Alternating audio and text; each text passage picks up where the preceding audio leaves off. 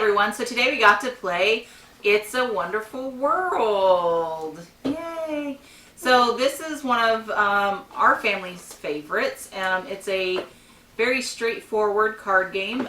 Basically, you have starting production and you draft cards, and then as you get to play your cards, you get to get more production, and basically it's a very basic engine building game. Set in a dystopian society, or actually it's a futuristic, it's not a dystopian, it's a happy society, Yes. right? But it's a wonderful world. But it does have military, so it's not too wonderful, because there are apparently still some wars going on, but it's all futuristic. There's a lot of sci-fi references on here. There's gravity inverter and nuclear plants, and there's all kinds of fun cards over here. We got this is a supercomputer. You know, we got the city of Agartha, or Agartha, whatever. So let's talk about quality of pieces. So for the components, you have cardboard tokens that are worth 1 victory point apiece. That you get them through playing cards, and then you also have these plastic cubes, which I like. They're the same ones in Terraforming Mars that Terraforming Mars has. So they're fine. And then the cards themselves, we have them sleeved because, like I said, we played this game quite a bit. You'll have to... Yeah, we didn't have them sleeved before. This is at least our second copy of our own that we've gone through. Mm-hmm. Well, we've donated it several times, but... we've donated this game to different people. Really? I never knew that. But yeah, these... the card quality is pretty good. It's not bad, but you do shuffle them a lot and deal. So considering we play this game a lot, we went ahead and got them. And by the way, we have not introduced our newest person. This is my son, or our son, Alex. My brother. Yep. Like I'm the son of the family. Yep. We made Walter before. So he's not a huge board gamer, but he's been venturing more into it, and this is one of his requests. So I'm into more of the party sort of board games, I like this one. I like Codenames is another big one. Mysterium. Yeah, Mysterium and Telestrations. Mm-hmm. So you'll see him pop in from time to time. Today he's replacing Birdman Robert, who couldn't be here today. So he'll be filling in for Robert. So we'll have to give him a lot of abuse. Hey. So, but yeah, these are the quality of the cards is pretty good. You don't have to sleeve it; you could play it without. But if you play it and you find yourself playing it a lot, you might want to look into getting some sleeves. These are, I think, the standard Euro size sleeves. They're not like standard American sleeves, I believe, if I recall right.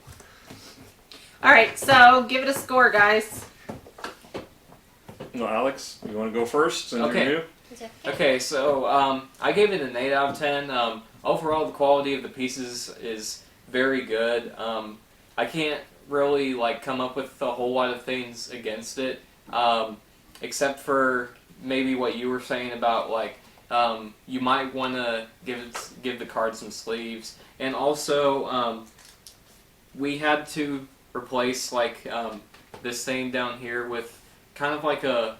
We didn't have to. That was you wouldn't have to, but we decided to pimp our ride and put on a nice because it's very thin, and we just like it more wide like this. I should point out while we're at it, the card stock of this, while it is a decent thickness, it has no texture. It's smooth, so it's not linen finished or any of the things we like to see. So the cards could use some improvement. So I think your score of 8 is probably what I would give it to. There's nothing exciting about the components. It's the gameplay where this is really interesting. So as far as components, I don't know, maybe even a 7. I don't know if I'd even give it an 8. Probably a 7 because there's nothing great about the cards. They are thicker stock, so that's good. So they won't bend a whole lot, but they don't have the texture feel I like to see. The tokens these are generic tokens you get in most games, especially recent games. These are very commonly used now. Cardboard is cardboard. It's not super thin. It's not super thick. It's average. So yeah, I think 7's a good score for it myself. Sissy, what do you think about the game pieces? I would give it an 8 because I think it could do better that they could do like a little wall right here so they wouldn't go around. That's a good point. everywhere. That is a real Yeah. good When point. you put them on the board, they do spread, and especially these tokens here, they go all over the place. So it would be useful to have something to put them in. That's a very good It kind of point. becomes a mess after a while. Yeah. Yeah, I know Yeah. what my mother's copy, she actually has these in little bowls that she keeps in her game. And that's how she separates them, and they use the little bowls I wonder because if they don't. you could 3D print us some bowls that are the colors that would be neat to sit there. Yeah. Why haven't you done that yet? Because, Yeah. hey, because I have a lot of things to print right now. No, but it's not a bad idea. But yeah, so that is something to note that's what some people do to help alleviate some of this spreading. Because it gets pretty bad. Like in the game, you'll get mixed colors, and you're just trying to grab what you can grab. Now, I will say though, so there are variants that some people play. Specifically, my family. It's just your family. There's a variance you and your family invented because they don't like the fact that the game ends too fast for them. Yes. So this round has 4 rounds. They added 6. And when you do that, though, you begin to run out of cubes. Really? So if you play by the rules, you'll be fine. Yes. Yes, okay. you will. I've never But- read it Know by that. If you try to bend the rules, then it won't work out for you that well with the cubes. But And we will say that doing 8 rounds, that's too many. 6 tends to be what my parents go for. I actually enjoy 6 rounds instead of the 4, but you do run out of cubes at some point. But we're talking about the way you're supposed to play the game, which is 4. True. So you all want to house rule and invent your own games from it? We could invent a game where we just throw cards around the room if we really wanted to, but it's not. That's not what we're here about. No. Okay. So, but quality for me, I would say a 7. The cards are okay, but there's nothing fantastic about them. The cubes are pretty standard. The cardboard board is pretty standard. So there's nothing that's really outshining, but they're all adequate for gameplay, right? So, are there upgrades that could be made? Absolutely. Is it detrimental to the game in any way? No. So that's where I'm at a 7 for that. Next, we're moving on to theme. Rules. Oh no, theme is right. Yeah, Your 3. theme is next. I know this You format. go ahead. You're in charge. I made the format. I know the format. Wait, you made it? No, I never knew. No, I didn't make this game. No, sissy. No, I meant that you made the rules. First, you do the quality. Second, you do Sarah, the... mommy always makes the rules. Pretty much. That's how we Well, roll. you make a lot of rules too. Just not in the important videos. Not the anyways, important one. Not we're the filming the word. video. Yes. So. All right. So, okay. So, but we already kind of touched base on theme. It is a utopia world with is the theme. Could you play this with any theme? Absolutely. Does it have any bearing on the gameplay whatsoever? No. But it does give a really good aesthetic as far as like the cards. They did really good, I think, on the art. There's a lot of unique cards on here. What do you think, babe? Oh yeah, I mean, it doesn't intertwine with the gameplay at all. It's completely superficial, but it's fun. I mean, it is a future society, and while it's kind of tongue in cheek that it's a utopia because there's stuff in here. There's a lot of war cards. You basically have suits. You have gray, black, green, yellow, and blue suits in your cards, and the black suit's entirely military. And even some of the other cards, like here's a solar cannon, and that's yellow, which is mostly financial. So thematically, they incorporate a lot of these. It's beautiful art, really, on the cards. I really enjoy the art. Yeah, but they incorporate a lot of dystopian in their utopia, so it's not really, you can't really say it's a utopia, wonderful world. It's kind of tongue-in-cheek play on it. But I think it's fun. It's really, and on the backs, all the characters are either business, kind of snobbish business people, or military. So it's really showing you, while it is a civilized society, there's a lot of things going wrong in it. But I'm not gonna lie. I don't actually read the card tops at all when I play this game. I just started. We're just playing. looking at the colors. That's all that matters. Yeah, really pretty. So I will say for the younger readers, so Sarah was playing this game when she just turned 6 at the end of 5 years old. It was a little hard for her to play. She understood like getting the colors and putting them on the cards, but as far as strategy goes, she found that a little difficult. Yeah, I just picked cards that But look cool. she's had a little bit of a break. That's how I play. It's been You about steal my strategy. Yeah, it's been about 6 months, and she just played with us again tonight. And she, I'll let her Like tell. 6 months? It's been about that since she played with us again. How old was I when I played this? Beginning of 6. So, with that, we're kind of going into gameplay a little bit. But so back to theme though. Yeah, Theme's okay. I would give it a 6 because there's nothing great about I think it. it's a little more. I like the fun aspect of it. I'm going to give it a 7. Again, it's completely layered on. You could play it with any theme whatsoever. But this is a good choice for this game. It's a lot of fun, and I like the way it works. It does work a little bit with the engine playing because the different colors play. But you could again play any theme on it really. Mm-hmm. But it is a fun theme for this. Alex, what did you think? I honestly thought, like, if we're factoring in, like, all the art and stuff into the theme of it, I think that it's an 8. Because just, like, the art of this game is beautiful. Can you show the box again? Like, yeah, so the artist, Anthony Wolf, he did a fantastic job with these cards, I gotta say. While it is kind of your generic kind of dystopian imagery, it all looks amazing. So, yeah, I'd give it an 8. Yeah, I do admit that the artwork is fantastic in this. I do love all the artwork. Sis, what do you think about the theme? I would give it a very, very, very low 10. Whoa, low like 10? How do you give a low 10? How do you give You it- guys keep doing this. And That is a barely 10. It barely made it to a 10. Okay, but 10 is like the absolute highest score. Yeah. So, in our scale. Hey, Okay, it's a low 10 for you. All Low right. 10 for Very Sarah. low 10. okay. I really like the theme. It's Oh. exciting. I just think it's very fun. I'm glad you like it, babe. All right. So next up is rules. Yeah, Randy, this one's all you. All right, so it's been a while since I've had to need to read them, and that's a good thing. The game is very straightforward. Once you learn it, you've learned it, and you really don't need to refer back to these rules again. It's the rule book though is set up very nicely. It's got sections to it. They've got big Roman numeral sections telling you exactly where to look. A lot of images. There's absolutely it's nothing. very well laid Yeah, out. there's nothing that can really cause you confusion. If you've played any kind of a drafting game, this game is going to be right up. I mean, it's going to be super easy to pick up. It's not hard at all.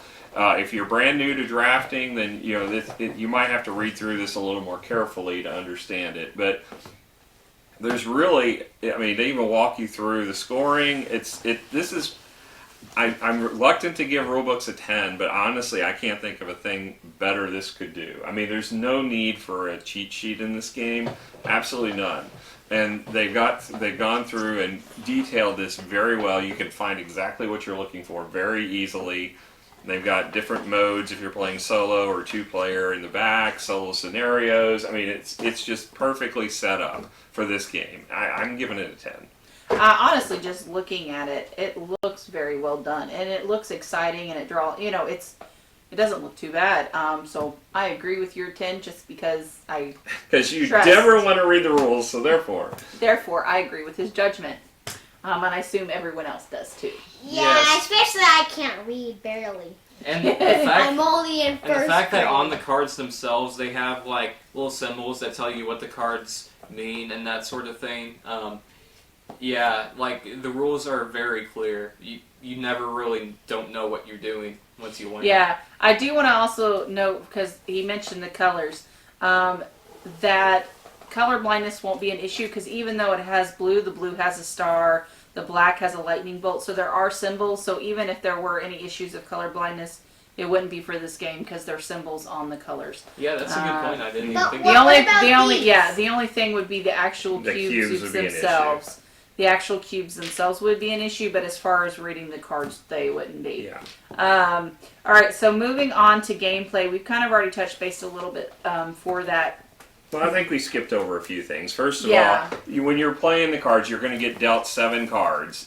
Very similar. If you've played 7 Wonders, it's the same concept. You're going to be getting 7 cards. Pick one, pass to either your left or your right, depending on the round, and you're going to try to produce cubes, which are going to be resources, and they have a cost in the upper right corner. We'll show you some pictures of that on the bottom here. See if I can do the magic conjuring again.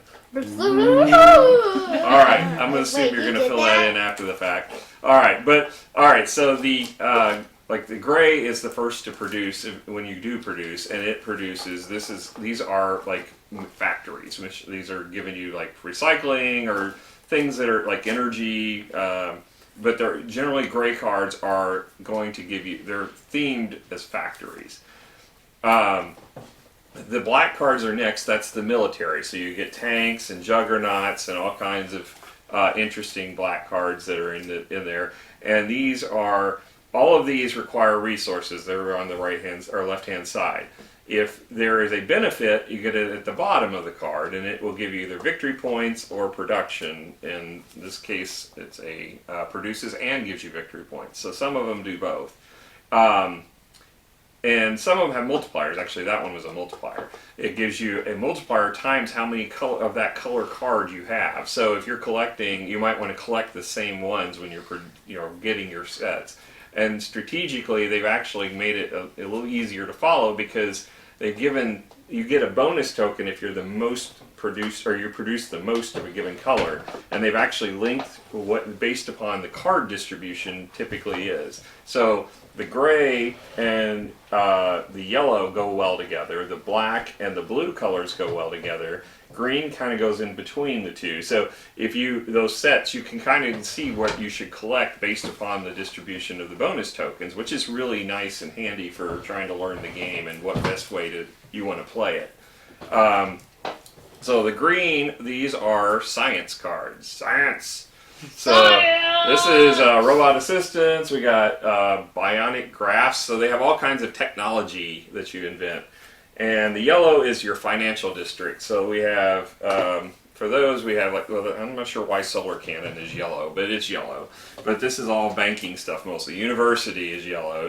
Secret Laboratory is yellow. Hey, Propaganda Center. That's what I'm talking about. But yellow is, in theory, supposed to be about banking and financial. So there's a lot of financial stuff in the yellow. Although the cards, of course, I give as an example are not really good examples of that. And then blue is mysticism. Yeah, blue is like future stuff, like parallel dimensions, Wait, what? and whatever city of Agartha is. And we have the Fountain of Youth in here. Yeah, so a lot Yeah, so of they're all mythical mystic. stuff. Yeah, a lot of mythical stuff, yeah. So, overall gameplay though, and I touched base on this with Sarah, is early 6, she wasn't quite able to grasp the strategy. Now she is. She's enjoyed it a lot more. She actually tied with points for me. We were second place. Yep, we were second place. Daddy won. He was. But we left out the production though. What's Well, we touched based on it. Yeah, earlier, once you get but- cards, the key is you can chain this. That's really important. In this game, if you want to produce in such a way that you produce the resources you need for the cards from gray that will let you build black cards, and then you get the black resource to produce green cards. So you want to chain them in a way that you get the resources you need. So the drafting is one element, but you want to be selective on your drafting, particularly in the early game, to get resources you need in order to build the things in the future. And that's really a neat aspect of this game. Otherwise, this would just be basically a clone of Seven Wonders. But that chaining element is what this game brings uniquely. And that's why this game is so enthralling, I think, is really that whole, I can get bonus points, or I can get production, maybe I can get some of both. Yeah. So this game is very, very, very wonderful and unique, and it has been a huge success. Every time we bring this to the table, we end up not getting a copy back. It's successful if you want to lose copies of your game, because I've left like 4 or 5 copies of this at friends' houses because they liked it so much, and I'm like, well, I'll just pick up another copy. And so a lot of friends have gotten the benefit of this game after playing it with us. Yeah, and like we said at the beginning of the review, this is like our third or fourth copy of it, and that's exactly why. It's because people just really love this game. Oh. Yeah. So it is great for introductory players. It is even great for your more established players because it is such a good game. And it is solid. And like I said, my parents added a variant of 6 rounds, which I actually get. I like to be able to build my engine a little bit further on. Yeah. But overall, this game is absolutely fantastic. It reaches multiple age groups as well as multiple kind of audiences. So this game is top notch. I would definitely give it a 9 just because of the playability factor, how often we play this, and how often anyone that we show this game and they play, they enjoy it as well. I don't think I've met one person that didn't like it. Oh no, I know one. Who? Craig. Well, Who doesn't like anything. Point out, the best you're going to get out of Craig is, it's alright. That's it. That's the highest level you're going to get. So, but I mean, everyone else, and besides, I didn't know that, but everyone else that I have met actually ends up enjoying this game. Mm-hmm. So this is good. Yeah, and because of that reason, I'm going to give it a 10. And I don't give 10s lightly.